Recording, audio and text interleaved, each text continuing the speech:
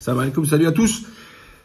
On est dans la dernière ligne droite. Je suis toujours bloqué sur Facebook, donc ceux qui peuvent l'écrire sur Facebook, leur dire que je suis encore bloqué. Inch'Allah, je pense que lundi, ça devrait y aller mieux.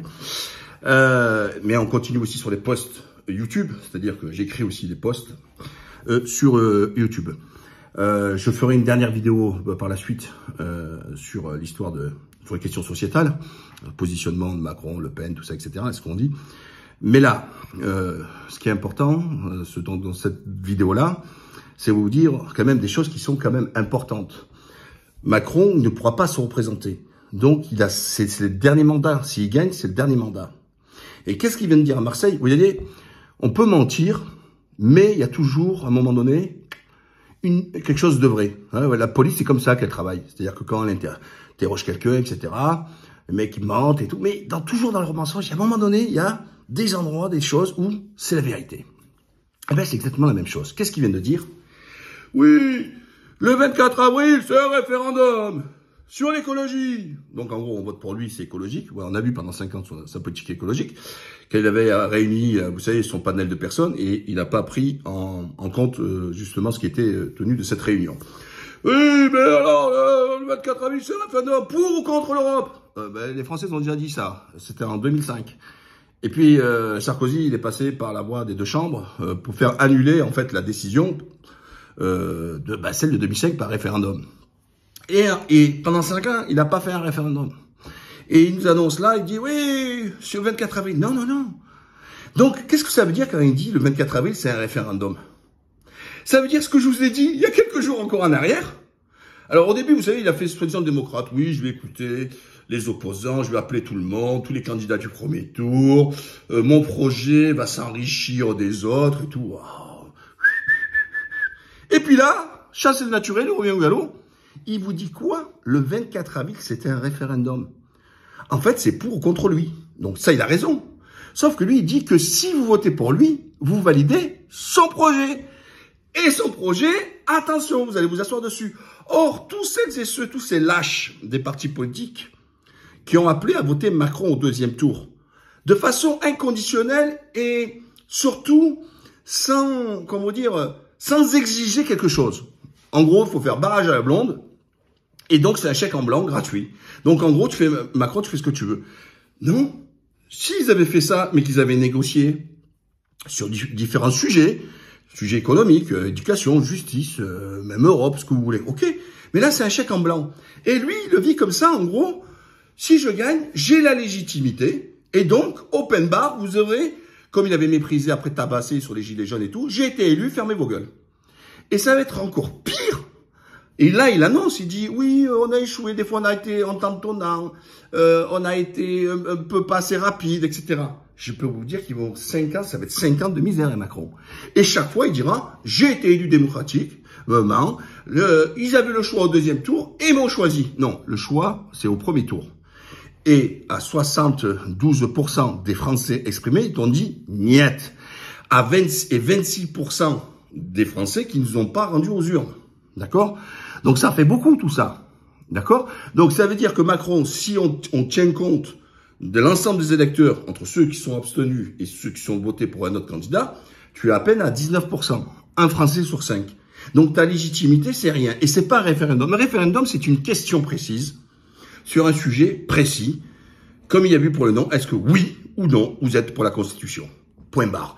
Et ensuite, sur la question posée, elle est tranchée, elle est adoptée, ou au contraire, elle est rejetée. Point barre. Mais là, venir là, en cours de compétition, changer les règles de la compétition en disant, non pas celui qui gagne, c'est celui qui est élu, mais de dire celui qui gagne, lui dit, c'est un référendum, c'est-à-dire que c'est pour mon projet, mais non.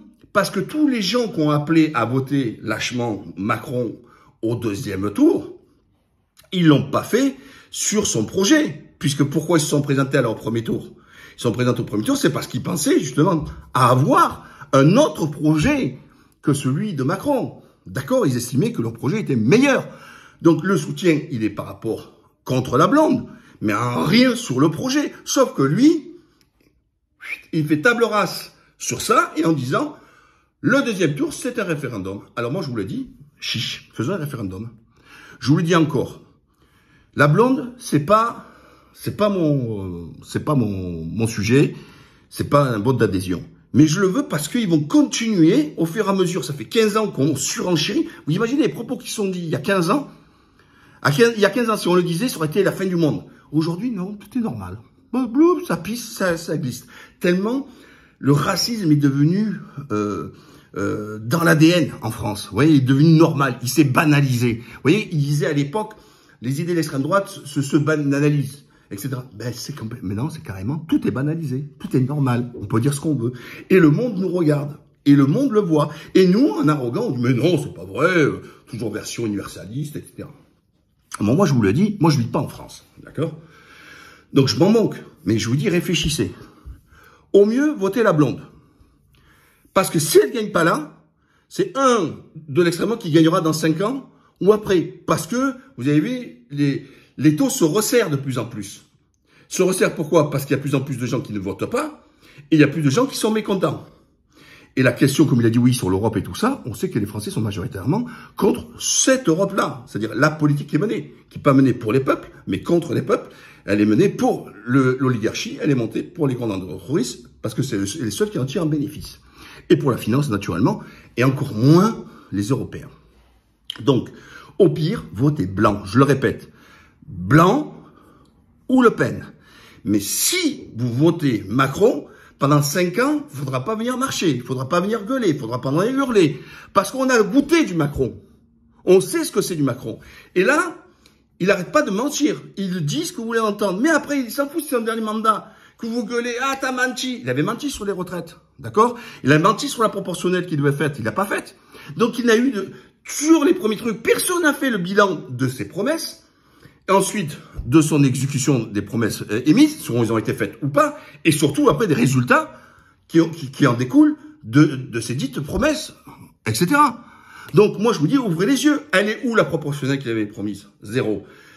Zéro référendum. Elle est où la non-baisse des pensions de retraite? Elle est où? Oui, et je peux multiplier comme ça les choses. D'accord? La réforme de retraite, il va vous scalper. Et puis, il va vous dire chaque fois, vous êtes des antidémocrates, vous êtes des anarchistes, vous êtes des black blocs, vous êtes des extrêmes droites, parce que tout simplement, vous ne respectez pas le suffrage universel, vous ne respectez pas. J'ai été élu, et je l'ai dit, ça a été un référendum, et les Français ont voté, donc j'ai la légitimité, fermez vos gueules, vous n'avez rien à faire, rien dans les rues, rien dans les trucs, rien à vous péter, vous devez accepter, parce que j'ai été élu pour ça. Ah ben, si vous voulez pas être dans cette logique-là, votez la blonde. Et puis, la blonde, elle propose beaucoup de référendums, sur beaucoup de sujets. Donc ça prouve bien qu'on nous prend de l'extrême. Ben, l'extrême, c'est celui qui ne fait pas de référendum. L'extrême, c'est celui qui dit « j'ai été élu et je ne consulte pas le peuple ». La blonde, elle propose chaque fois des référendums. C'est tant mieux. Ben, au moins, le peuple pouvoir s'exprimer. Elle propose la proportionnelle, elle propose des choses, etc. Ben, ça va dans le bon sens de la démocratie.